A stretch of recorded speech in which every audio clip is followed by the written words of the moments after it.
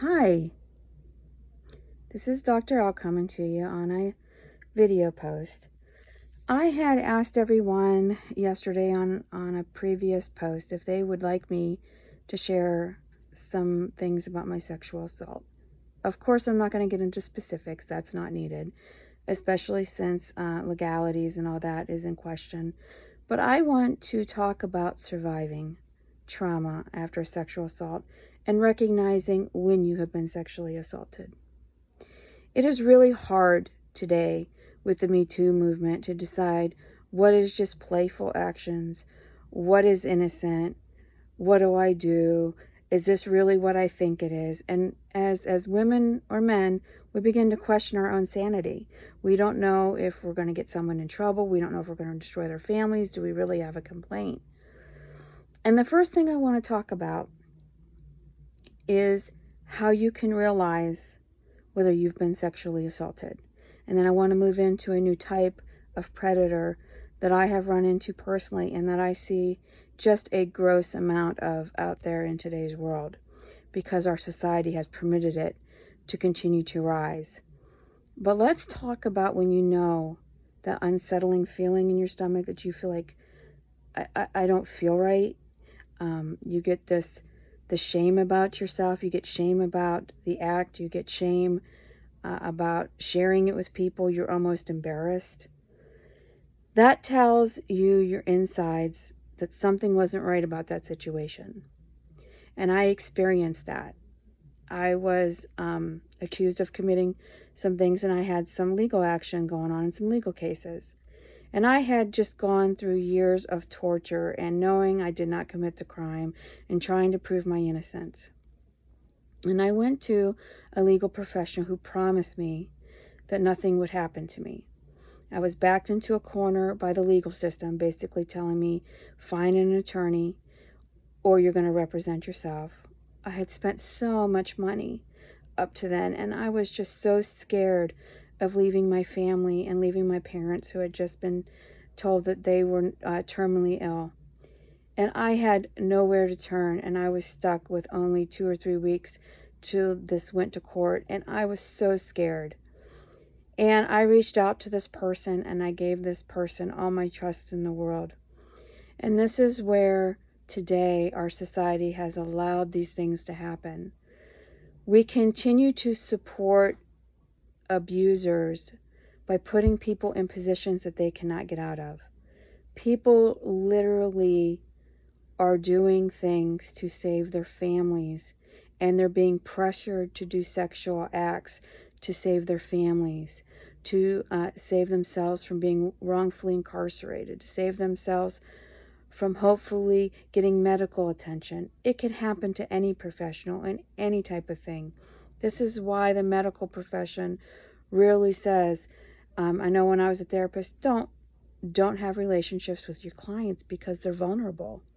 And it's the same thing with what I was vulnerable. My whole life was in question. And this person took advantage of that. And even though I willingly said yes, years later I learned I really willingly didn't say yes. The man threatened my freedom. He basically said, well, you can go to court without an attorney. Well, what kind of choice is that? I mean, I was scared to death. I had 14 years of college. I had a license. I had degrees. I had a career. I had parents that were sick. I had a lot to lose. To me, there was no other option.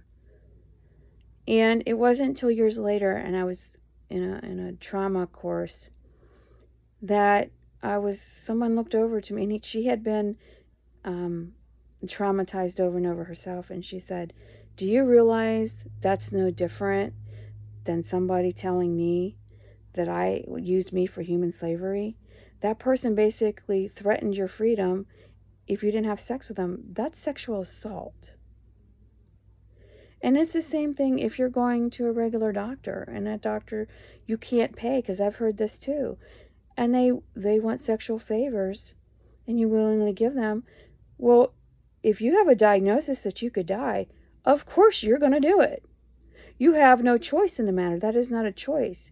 If you do not willingly, with all your heart and soul, have sexual relations with somebody and you feel uncomfortable, it's sexual assault for any reason. Even if you're having sex and you say no and you don't want to have it anymore, it's sexual assault if it continues. And you begin to realize afterwards that something wasn't right about that situation. You feel nauseated about it. You feel like there's a part of your soul that is missing. You feel like you cannot find yourself and you're dreaming about it. Most likely you've been sexually assaulted and you've been pressured or coerced into it. I'm living this nightmare. Of course, I have survived it and I'm living through it. And I spoke up, and I had great individuals in law enforcement, which I had a hard time trusting because of what had happened to me prior. But I had great people come to me and hear my story, and they were supportive. And I am encouraging you. I'm going to post a number to a hotline, and most of you probably heard of it, RAINN, but I'm going to do it.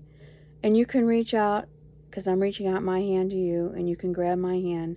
And you don't have to contact any legal authority or anybody. You can just tell your story to me and get it out. And just to release all that guilt and that shame, because there's nothing to be guilty or shameful for. This was not your fault. And it will stop today. Stop it today. Start speaking about it. You know, when I was investigating and doing some things and living within a situation of being incarcerated, that poor forgotten population, and how people just believe that women and men deserve to be in there, and the sexual assaults and the things that I seen in there was just terrible. And it was kind of odd because I seen COs get accused that didn't do nothing, and then COs that were doing stuff not get anything. And it was just appalling, and women were punished for speaking out. It's almost like it is out here. We're punished for speaking out. We're labeled crazy or liars, or we don't know what we're talking about, or we're asking for it. And I think that society promotes that, because even fellow women were calling me crazy when this story was coming out, and they were just not supportive. And we need to join together and band together and help each other through these times, because it's happening. And professionals, it's a new breed that's probably always been there, but it's becoming stronger because we're being less listened to. The Me Too movement seems like it's going into, like, we're always talking about it and people aren't listening to us. They're shutting us out or not believing us. And I hear it in all the talk around me. So I want you to begin by just saying to yourself and being alert into situations when you are vulnerable and that you fear that your life, as you know it right now, is in jeopardy. And I want you to feel comfortable to reach out and ask for help, even if it's just to pass by a situation or a story that you're not sure. It's okay. I can help you with that story, and I can help you understand whether or not that was really, because most likely if you're feeling it was sexual assault, it most likely is. So again, I'm going to post the number to RAINN below. I'm also going to post my website. You can send me a private message. You can also send me a message in Facebook. But I want you to continue to hold your head up high. Know that it is not you to blame. Know that an uncomfortable feeling that you may be feeling is real. If you have questions about it, there is no stupid question. And I will be more than happy to listen to your story and help guide you. If you need to contact authorities, I can help you with that as well. I want you to continue to walk in hope with that head held high. And with that, I'm going to say farewell and have a good evening.